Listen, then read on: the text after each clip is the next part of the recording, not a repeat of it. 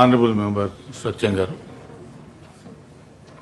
అధ్యక్ష, గౌరవ మంత్రి గారు ఈ చేనేత కార్మికులకు సంబంధించిన అంశాల మీద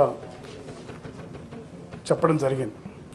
కానీ క్షేత్రస్థాయిలో చేనేత కార్మికులు చాలా సంక్షోభంలో కూరుకుపోతూ ఉన్నారు.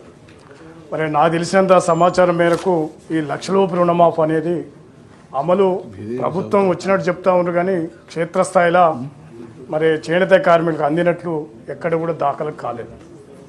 33 కోట్ల రూపాయలు మాఫీ అయిందని చెప్తున్నారు, కానీ ఎక్కడ కూడా అమలు కాలేదు.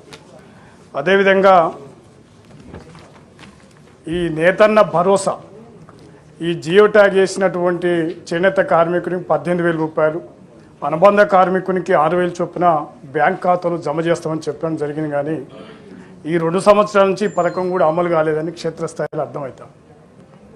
అదేవిధంగా ఒక చిన్న అంశం ఏంటంటే, ఈ నేత కార్మికుడు వేసినటువంటి దాన్ని రాజ్కోట్ రకం పట్టు చీర చేనేత కార్మికుల నుంచి 8,050 రూపాయలకు కొనుగోలు చేసి అదే టెస్కో అధికారులు షోరూమ్లలో 14,000 రూపాయలకు అమ్ముతారు.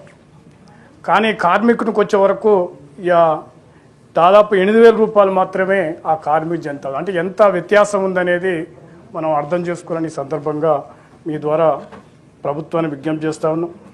అదేవిధంగా చేనేత వస్త్రాల మగ్గాలపై మరి డిస్కౌంట్ కానీ అనేక రకాల ప్రభుత్వంకి వెళ్ళి ఏమాత్రం కూడా లేదు.